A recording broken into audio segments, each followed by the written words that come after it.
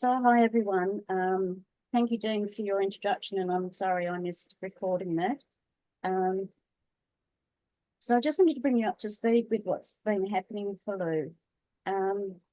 Early February, she was diagnosed with cancer, and it was quite advanced in nodules in her brain, lungs, and spine.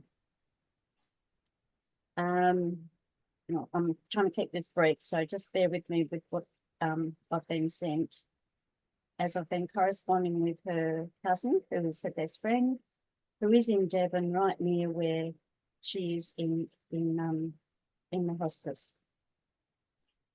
They gave her 3 to 6 months, and she said it's been really sad because even from the beginning it was affecting her brain, and she couldn't always express how she felt.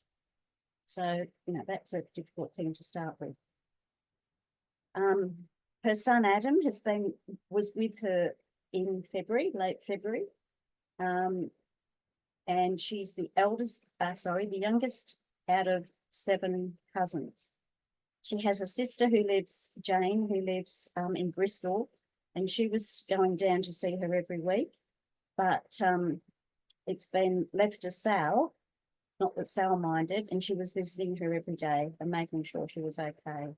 And she was taking her out back in March. It was her 70th birthday on the 7th of March, and she took her out for lunch, and she was picking her up most days and taking her back to her place for lunch and dinner, and then, taking her back again. She slowly deteriorated, and at the end of May,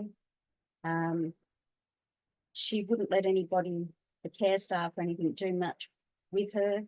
And so this is at the end of May.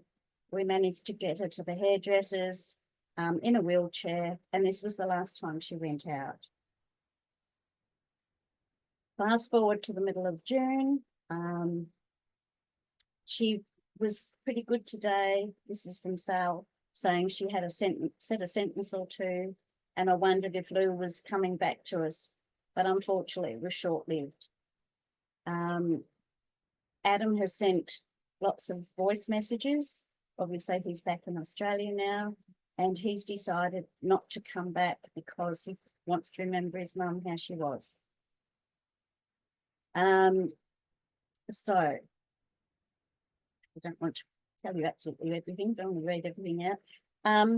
So this is now the middle of July, and she's sent me a message saying Lou is no good, no conversation anymore, very angry and frustrated, and understandably so. I'm still visiting her most days. She can't sit on her own now, and she's just lying in bed. Just to give you a bit of an idea how things have been progressing. And then a couple of days ago, we connected again, and she said she's not communicating at all now.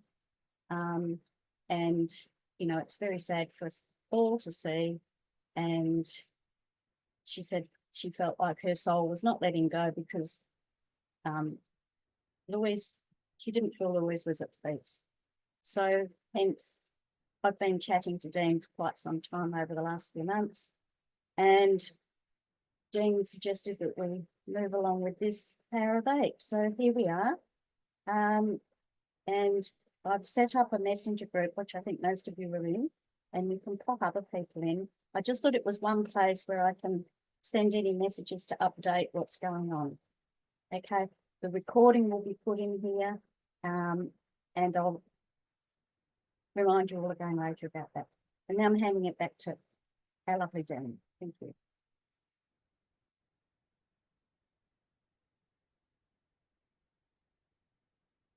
Dean, you're muted. Yes, has to push the right button. Okay, let's stay in flow. Let's drop into being in a quiet place. I ask you to make sure your phones are off or muted. And if you're not familiar with the protocols of Power of 8, I'll step us all through it. So if we could all get comfortable and close our eyes and just center yourself with your breathing. just for the next minute or so. Yeah, I can feel now they're all dropping into the same heart space, remembering our beloved friend Louise. The intention of calling this group together, I'd like to put forward right now, it is what I was called for at 4 a.m. one morning when I was coming out of meditation. It was very clear was we're not healers. We are, let me put in the first person. My intention for this was to step up and be of service to Louise's soul, to offer her heart energy by the principles of McTaggart's work, to channel it to her and let her soul choose whether it transitions into back to health or to the next chapter of her life. That's where I'm coming from. And thank you all for turning up to help make this happen. So if we can close our eyes and just drop it into our belly and do some belly breathing. And as we close our eyes, I'd like you to visualize that with your left hand, you're reaching out to take the hand of this person sitting next to you. And if we do that slowly in rotation, we'll gradually complete the circle. And I'll count out the number of people we have here. We have 8. I thought we might have more numbers, but universe conspires. We have 8, which is good. And the 9th person being our special guest, our person of focus. So dropping into belly breathing and reaching out to the left. And I'll count out slowly. And then you'll visualize, but if you can't visualize, just intend. Energy, feel the energy sweeping from the left hand in a complete circle to land back to your right hand as we complete the circle. So I'll slowly count. 1, 2, 3, 4, 5, 6, 7, 8, and 9, and coming back, complete the circle. Now, with loving intent, I invite you all in your mind's eye to draw Louise into the center of this conscious field and drop into your heart space and hold with the highest integrity and the most love you can feel towards our soul sister, and just sit in that with this focused intent. Add whatever you wish as your private conversations, your association, your friendship, your love for this person, Louise, who I refer to in my own conversations as my soul sister.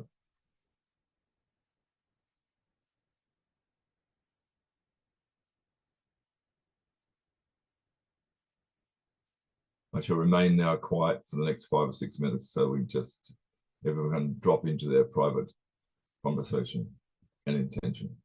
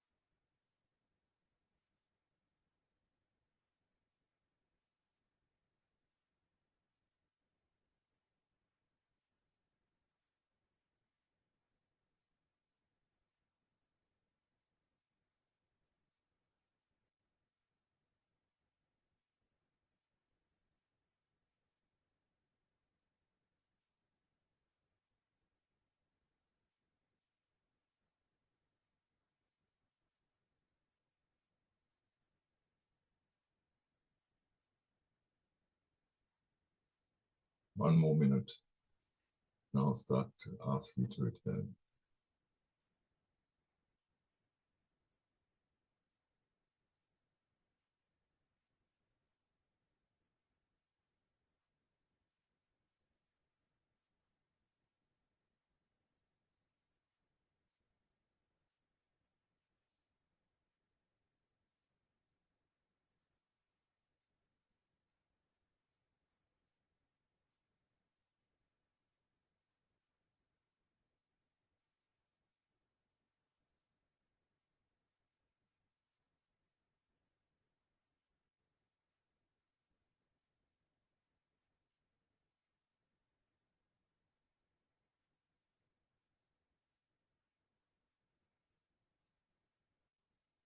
Slowly start to take a deep breath, coming back to your body. And I request that you wiggle your toes.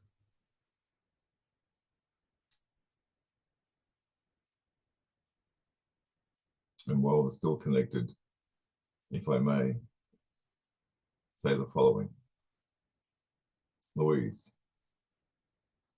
we have come together with loving intent, with this gift of heart food for your highest good. Give to you freely and easily. Godspeed.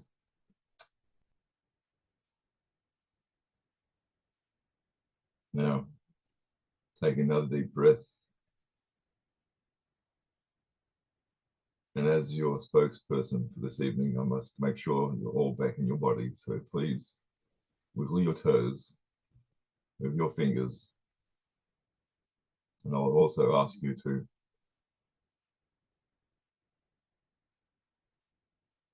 release. So I'll count down from 10, 9, 8, 7, 6, taking a deep breath, moving your fingers and feet, coming back into your physical vehicle. 5, 4, 3, 2, 1. Welcome back. Taking a deep breath, moving your bodies. I'm watching all of you. Please now return to your physical vehicle.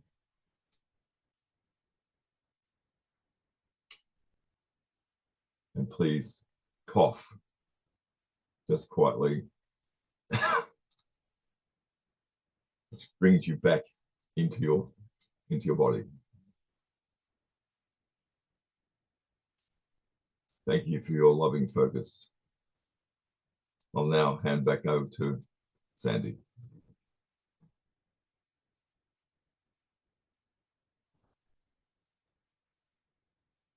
Okay. I'm just going to let Vicky in. She joined only 5-10 minutes ago when we were in the middle of things, but I'll just let her in so we. And she's decided to drop it. Okay. Okay. So thank you, Dean. Okay. So I was just reiterating for Vicky, who wasn't here earlier, that our Lou was diagnosed with cancer in early February. She's been in a hospice. She's had a very slow decline. They didn't expect her to last this long. She's now not speaking and just bedridden. Her cousin's been visiting her daily. She lives near the hospice in Devon. I wasn't able to go and see her. They just limited it to family only when I was down there. But we're doing this lovely session today, thanks to Dean and helping Lou to move on to the next adventure. So just reminding you that you can join the messenger group. I just thought it was easier to set that up, and I can put information in there as it comes through for everybody. The recording I will place in there as well, so you can share that with anybody who's missed out today. And thank you for joining us. Back to Dean. Thank you, Sandy. Thank you, everyone. I'll just ask one final favour. As you retire for the evening, whatever time that will be for each person, just bring back this occasion and send forth whatever you feel called to do. So I'm going to sign off.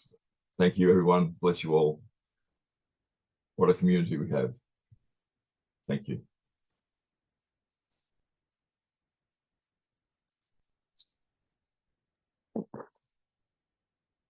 Thank you. Yeah. Thank you.